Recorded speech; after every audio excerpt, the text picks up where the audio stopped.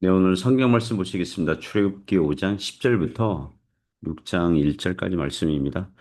백성의 감독들과 기록원들이 나가서 백성에게 말하여 이르되 바로가 이렇게 말하기를 내가 너희에게 짚을 주지 아니하리니 너희는 짚을 찾을 곳으로 가서 주우라. 그러나 너희 일은 조금 더 감하지 아니하리라 하셨느니라.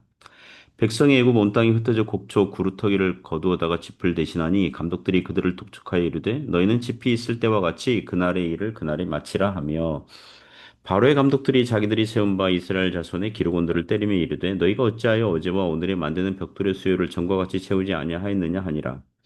이스라엘 자손의 기록원들이 가서 바로에게 호소하여 이르되 왕은 어찌하여 당신의 종들에게 이같이 하시나이까. 당신의 종들에게 짚을 주지 아니하고 그들이 우리에게 벽돌을 만들라 하나이다. 당신의 종들이 매를 맞사오니 이는 당신의 백성의 죄니이다. 바로가 이르되 너희가 게으르다 게으르다 그러므로 너희가 이르기를 우리가 가서 여호와께 제사를 드리자 하는도다. 이제 가서 일하라. 짚은 너희에게 주지 않을지라도 벽돌은 너희가 수량대로 바칠지니라. 기록하는 일을 맡은 이스라엘 자손들이 너희가 매일 만드는 벽돌을 조금 더 감하지 못하리라 함을 듣고 화가 몸에 미친 줄 알고 그들이 바로를 떠나 나올 때 모세와 아론이 길에 서 있는 것을 보고 그들에게 이르되 너희가 우리를 바로의 눈과 그의 신하의 눈에 미운 것이 되게 하고 그들의 손에 칼을 주어 우리를 죽이게 하는도다. 여호와는 너희를 살피시고 판단하시기를 원하노라. 모세가 여호와께 돌아와서 아뢰되 주여 어찌하여 이 백성이 학대를 당하게 하셨나이까 어찌하여 나를 보내셨나이까 내가 바로에게 들어가서 주의 이름으로 말한 후로부터 그가 이 백성을 더 학대하며 주께서도 그 주의 백성을 구원하지 아니하시나이다. 여호와께서 모세에게 이르시되 이제 내가 바로에게 하는 일을 내가 보리라. 강한 손으로 말미암아 바로가 그들을 보내리라. 강한 손으로 말미암아 바로가 그들을 그의 땅에서 쫓아내리라. 아멘. 네, 오늘 그 거절하는 바로왕, 예, 거절하는 바로왕 그 제목으로 하나님 말씀 증거하겠습니다.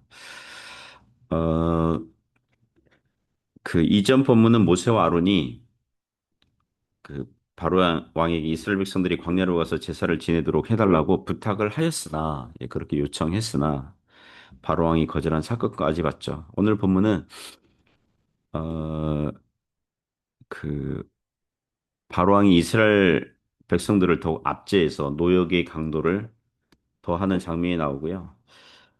이에 백성들이 어, 모세에게 불평하니까 모세는 하나님께 기도하는 사건 이렇게 다루고 있습니다. 이 그림, 이 벽화는 실제 있는 벽화인데요. 그 벽돌을 만드는 과정을 이렇게 그 고대 이집트 그 자료로 이게 나와 있습니다.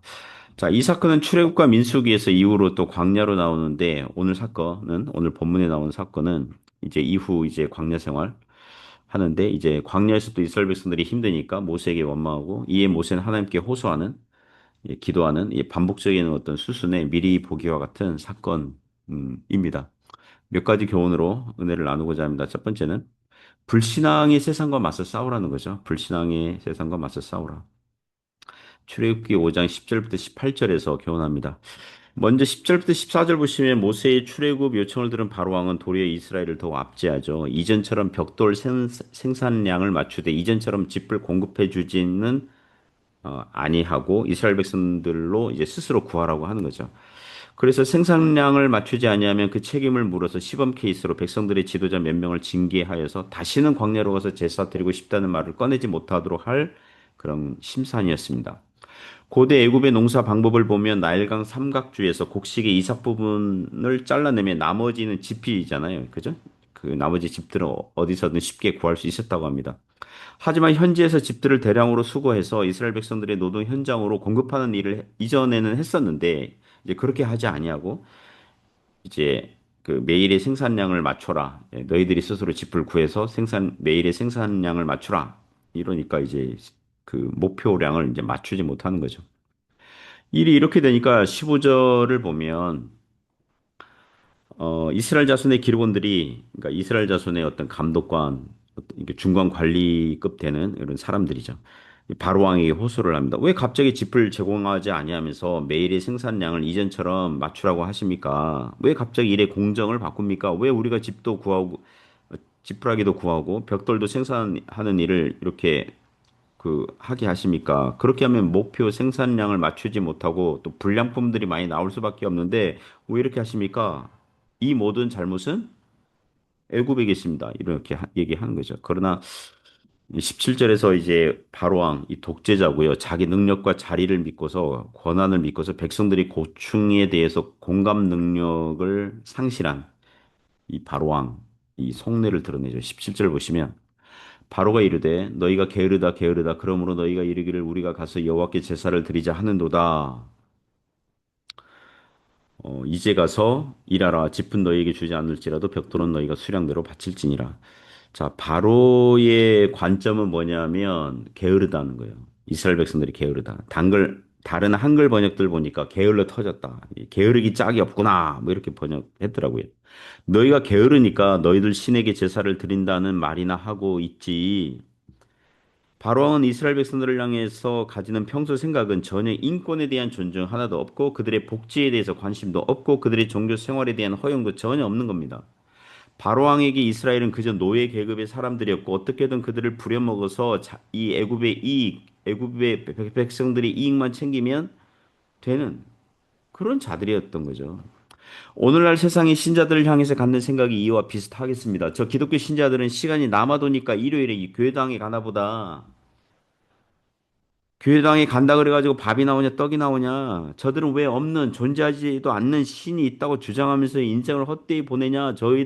그들은 게으르다 게으르다 게으르니까 생각이 없으니까 그들의 마음에 이 쇠뇌 기독교 종교 쇠뇌를 당했으니 그들이 하나님께 예배드리자고 하는 게 아니겠냐. 이런 시각으로 보는 거죠. 그러므로 오늘날 신자들은 이러한 세상과 육신의 생각과 맞서 싸워야 될 줄 믿습니다. 우리가 게을러 터져서 시간이 남아 돌아서 예배드리는 시간을 구별하여 드리는 게 아니잖아요.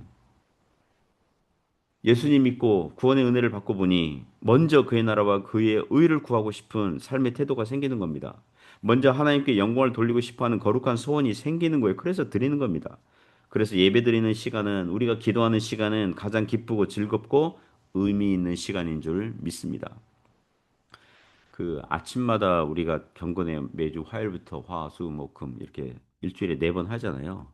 이게 아침에 이렇게 줌이라도 온라인이라도 이렇게 참여를 해서 말씀 듣는 것, 이 시간도 매우 귀한 줄 믿습니다.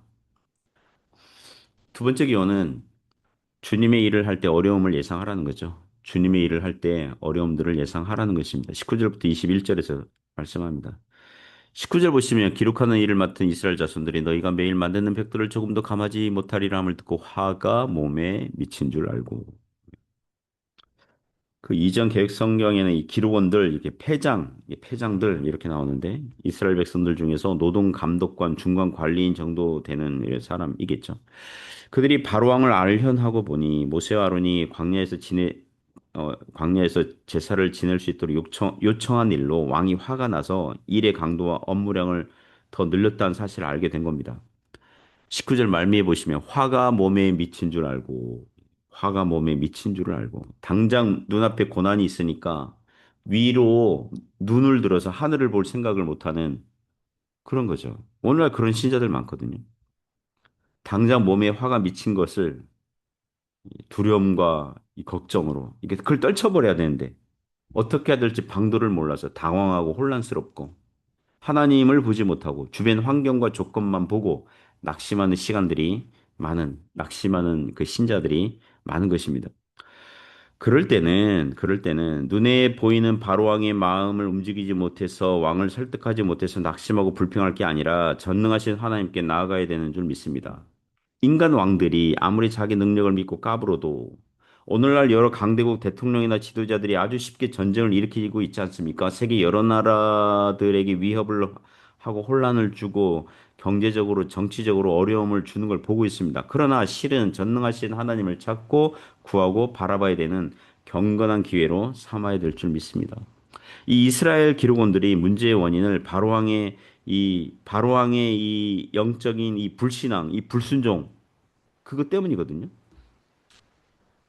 그렇게 생각해야 되는데 이스라엘 백성들이 자유와 독립운동하고 있는 모세와 아론에게 화살을 돌리죠. 20절, 21절 보시면 그들이 바로를 떠나 나올 때에 모세와 아론이 길에 서 있는 것을 보고 그들에게 이르되 너희가 우리를 바로의 눈과 그의 신하의 눈에 미운 것이 되게 하고 그들의 손에 칼을 주어 우리를 죽이게 하는도다. 여호와는 너희를 살피시고 판단하시기를 원하노라.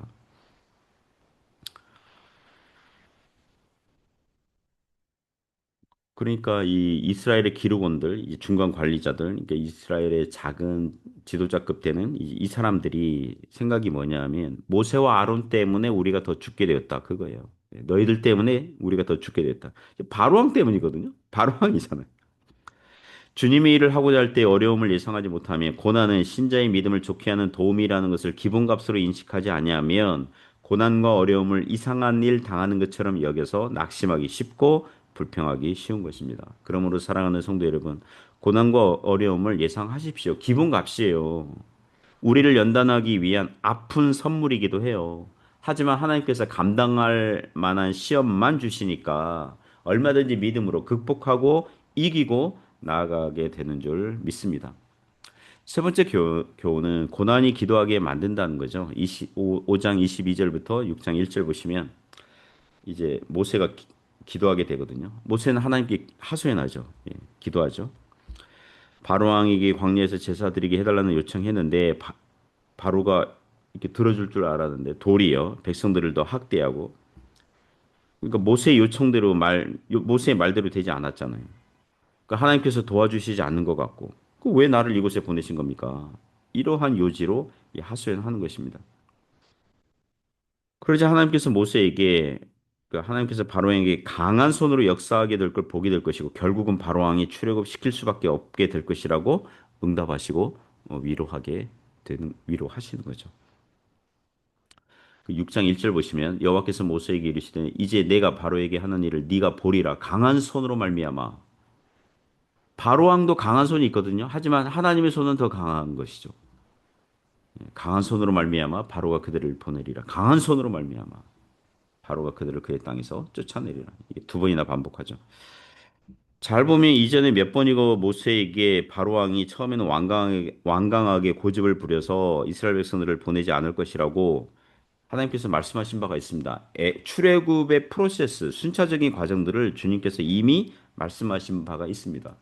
바로가 지금 더욱 압제를 하고 더욱 노동량의 강도를 더하게 하고 노역을 심하게 하고 막 이렇게 위협하고 이게 예상 범위 안에서 발생하는 일이에요. 하나님께서 이미 말씀하신 거거든요.